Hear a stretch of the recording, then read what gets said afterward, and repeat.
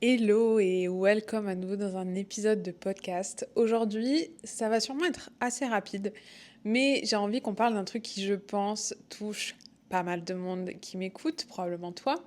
C'est cette idée que on devrait toutes être that girl pour réussir.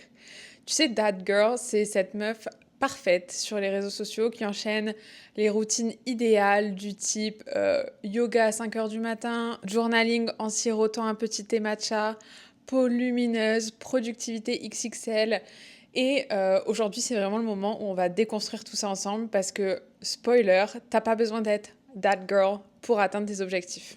Welcome sur le podcast des solopreneurs DTR qui n'ont pas peur de casser les codes et de prendre leur place. Si tu veux structurer ton business sans te perdre dans des règles qui te ressemblent pas, si tu veux briller, oser être toi-même à 100% en créant une activité qui te fait kiffer ta vie, j'ai une super nouvelle pour toi, t'es au bon endroit. Moi c'est Amy, serial entrepreneur et multipotentielle ambitieuse. Je suis carrément persuadée qu'on peut atteindre ses objectifs sans se tuer à la tâche. Je suis là pour te montrer que l'organisation, la créativité et la liberté ne sont pas incompatibles, bien au contraire. Je t'aide à créer, développer et structurer ton business pour qu'il te permette de vivre tes plus grands rêves et vraiment profiter de tous les plaisirs que la vie a à offrir. Le but, c'est d'avoir un business à ton image qui parte de toi, qui te fait vraiment kiffer, qui te permet de réussir selon ta propre définition du succès et ainsi pouvoir atteindre le Graal, être libre à 100%. Pouvoir travailler d'où tu veux, quand tu veux, comme tu veux, sur ce que tu veux, avec qui tu veux. Ici, on parle d'entrepreneuriat, de mindset, mais aussi d'organisation. Parce qu'un business structuré, c'est un business qui roule et qui te permet de vivre ta vie à fond. Je suis ravie de t'accueillir dans mon univers où tu apprendras bien vite à prendre ta place, devenir la star de ton domaine et briller sans t'excuser.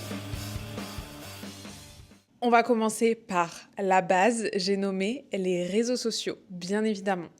Alors, oui, les réseaux sociaux sont une source d'inspiration, c'est à ne pas négliger. Moi-même, je scrolle tous les jours pour m'inspirer et découvrir des nouveaux contenus. C'est trop cool de scroller sur Insta, de scroller sur TikTok, de voir des vidéos qui vont te motiver à améliorer ta vie. Ces posts, ils peuvent vraiment te donner un boost, la motivation d'essayer une nouvelle activité, d'organiser ta semaine, de créer des nouvelles routines, etc. Bref, c'est très cool sur le papier. Mais le problème des réseaux, c'est qu'ils montrent une version filtrée. Alors là, tu vas te dire, ok, mais Amy, clairement, tu m'apprends rien. Mais c'est quand même bien de le dire. Le problème, c'est qu'en fait, on oublie que ce qu'on voit, c'est le best-of. Personne ne montre ses fails, ses coups de mou, ses jours où elle est pas maquillée, les cheveux gras et en pyjama. Et résultat, on compare notre quotidien entier, good days and bad days, avec une version idéalisée de la vie des autres. On compare notre quotidien bon et mauvais avec le quotidien, le pseudo-quotidien de quelqu'un d'autre, alors que ce qu'on voit, c'est que les good days. Et devine quoi, cette façon de faire, ça nous met une pression de malade. Imagine voir quelqu'un publier « J'ai signé 5 clientes ce mois-ci tout en méditant tous les matins et en allant à la salle de sport tous les jours », pendant que toi, tu te sens déjà fier si t'as réussi à gérer 5 mails qui traînaient depuis 3 jours dans ta boîte. Crois-moi, been there, done that. Alors je te parle de that girl depuis le début, mais concrètement, c'est qui cette girl? C'est qui that girl? That girl, en fait, c'est un concept, c'est la wellness queen qu'on voit partout sur TikTok depuis, je dirais, 2021. Elle se lève tôt, elle fait du journaling, elle fait du yoga, elle boit des jus verts, elle a des trop beaux ensembles de sport Lululemon pour chiller à la maison, elle se maquille très peu tout en ayant une peau glowy et zéro cerne, elle lit des livres inspirants, elle a une productivité impeccable. En gros, elle incarne le self-care et le self-improvement à son extrême. Alors du coup, si sur le papier elle est si parfaite, pourquoi je lui crache un peu dessus aujourd'hui ? En fait, le concept de vouloir être that girl, il est un petit peu problématique selon moi. Premièrement, ça valorise une seule version du succès. Si t'es pas minimaliste, si tu préfères Netflix au yoga ou si ton truc c'est de bosser ultra tard le soir plutôt que de te lever à l'aube, tu peux très vite te sentir en dehors du game. Et puis en vrai, du coup, ça véhicule des standards qui sont souvent ultra irréalistes.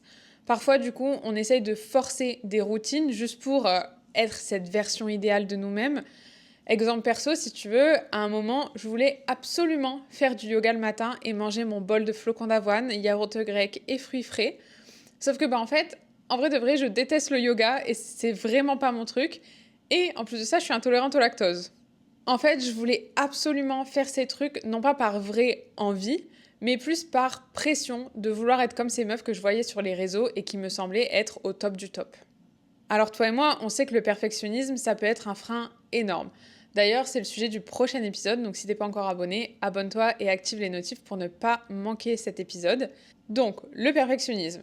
Des études montrent que les perfectionnistes procrastinent souvent beaucoup plus que la normale parce qu'ils flippent justement de ne pas faire les choses assez bien. Tu veux le parfait template Notion avant de te lancer dans tes projets ?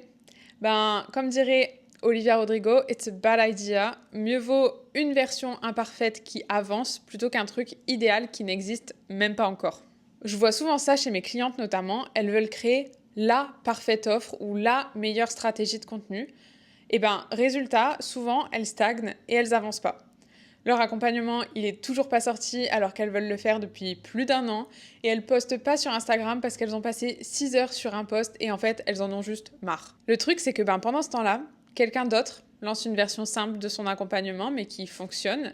Quelqu'un publie son carrousel pas très beau mais full valeur sur Instagram et fait 2 ventes grâce à la connexion établie avec son audience. Bref, la quête du perfectionnisme, elle ne sert vraiment à rien. Ça fait que nous mettre des bâtons dans les roues et nous empêcher d'avancer.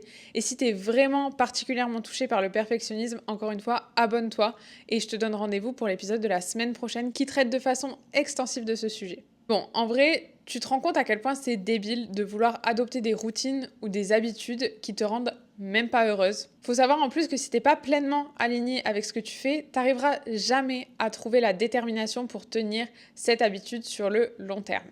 Tu vas finir par abandonner et tu vas juste finir frustré à te dire « je suis jamais capable de rien, je sais pas aller au bout des choses, etc. etc. » et ça va juste tuer ton estime de toi. Donc au final, tout ça pour rien. Parce que de base, c'était même pas vraiment ce que tu voulais faire. C'est ce que les réseaux t'ont fait croire que tu voulais faire. Et c'est vraiment pas la même chose. Alors mon conseil du coup, c'est vraiment de te reconnecter à ce que tu veux vraiment. Au lieu de te demander comment je peux devenir that girl, demande-toi plutôt qu'est-ce que moi j'aime vraiment. Comment je veux réussir à ma façon. That girl, dans ton monde à toi, c'est qui ?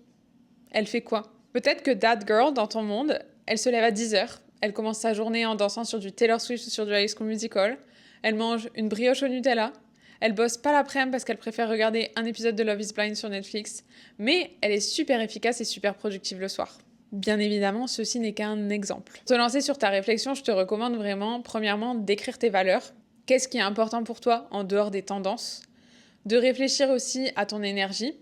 Est-ce que tu es plutôt du matin, plutôt de l'après-midi ? Crée ta propre routine du coup autour de ce qui fonctionne pour toi. Noter tes kiffs aussi. Qu'est-ce que tu ferais si personne regardait ?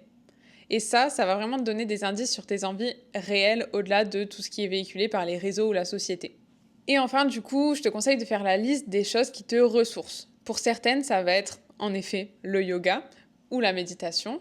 Pour d'autres, ça va être d'écouter le dernier album de Sabrina Carpenter à fond ou de faire une partie de Mario Kart sur la Switch. Il n'y a vraiment pas de bonne ou de mauvaise réponse à ces questions. La bonne réponse, entre guillemets, c'est ce qui te correspond à toi, ce que tu réponds vraiment du fond du cœur. On a toutes des modèles différents de succès.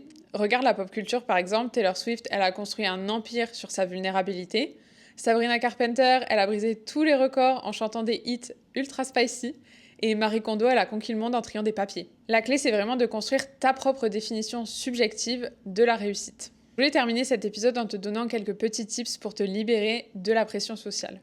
Premièrement, fais un tri sur tes réseaux sociaux. Désabonne-toi des comptes qui te mettent mal, ceux qui te plombent à chaque fois que tu vois leurs posts, vraiment c'est ciao.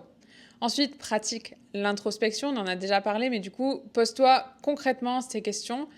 Est-ce que je fais ça pour moi ou pour être validé ? Est-ce que j'ai vraiment envie de ça ou est-ce que mon envie est dictée par mon environnement ? Et aussi, prends des décisions imparfaites.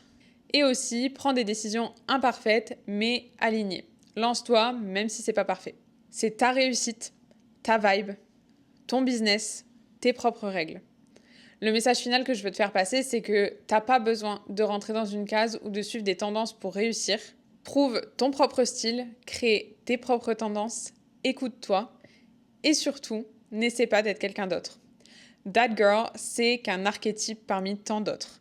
Et pourquoi pas finalement créer ton propre archétype en étant toi-même et avancer en faisant ce qui te fait vraiment kiffer. Si cet épisode t'a aidé à déculpabiliser, envoie-le à une de tes cops qui en aurait besoin. J'aimerais trop que tu me partages en commentaire une routine ou une habitude que tu as voulu mettre en place, mais qui te correspondait pas vraiment du tout au final. Mais qui te correspondait pas vraiment au final. En attendant, je te dis à très vite dans un autre épisode et n'oublie pas, ton chemin idéal vers le succès, c'est le tien. Bye.